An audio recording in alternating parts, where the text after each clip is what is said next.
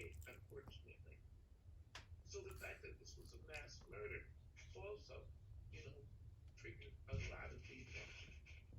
The other thing that certainly triggered it was the fact that the president of the United States weighed in on this and did a quick news conference about this event, and used it as a rationale for why